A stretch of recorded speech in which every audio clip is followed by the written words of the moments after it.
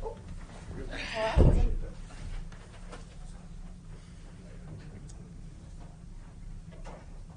Go ahead and start, guys. You don't have to wait for anyone.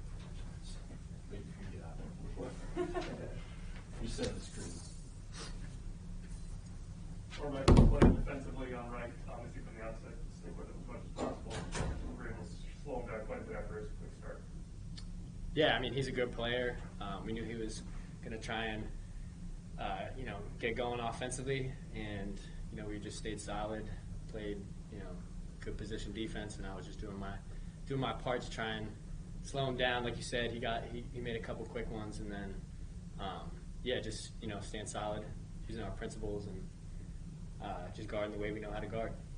Cormac, when the threes aren't falling there in the first half, what can you guys do offensively to get in maybe a better rhythm than what you were? For sure. I think, getting to our drives, getting some easy baskets, in the paint, getting fouled, those are always good ideas. I think we did some of that. And, look, we got great shooters on this team. We're going to keep letting it fly. It's a big weapon for us.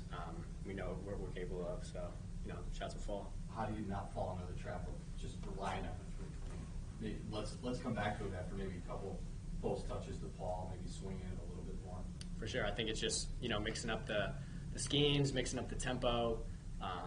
Coach did a good job, kind of getting us into some sets that got Paul or Nate a touch in the post, something like that, to kind of just, calm us down and maybe get an easy one, like I said.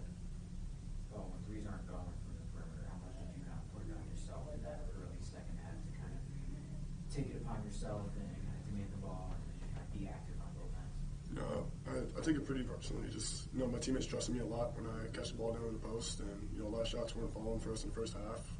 And, I took it on my shoulders just to try to attack the rim, get a good shot at the rim, and if not, kick it out and eventually the guys start making shots.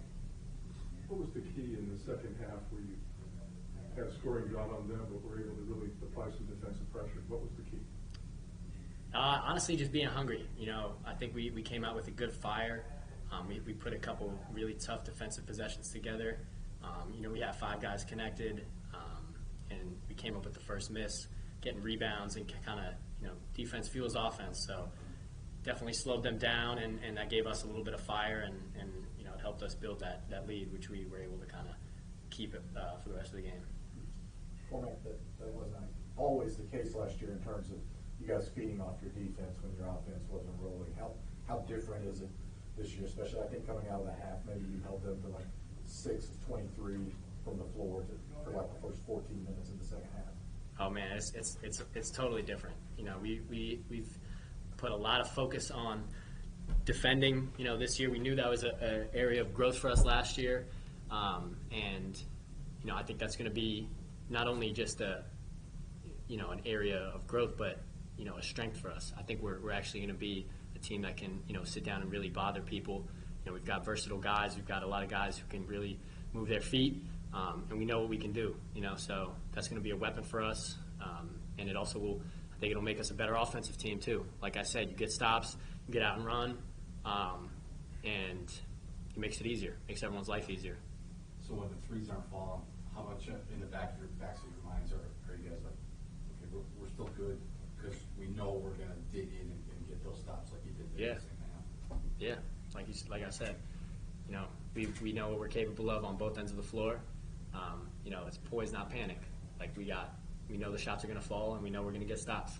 So it's just a matter of sitting down and doing it. High Point was a great team. They gave us a really tough battle, and we like that. It's a challenge. Build on that. We grow from that, and practice every day, and playing hard is a skill. You got to practice playing hard, and we did that tonight.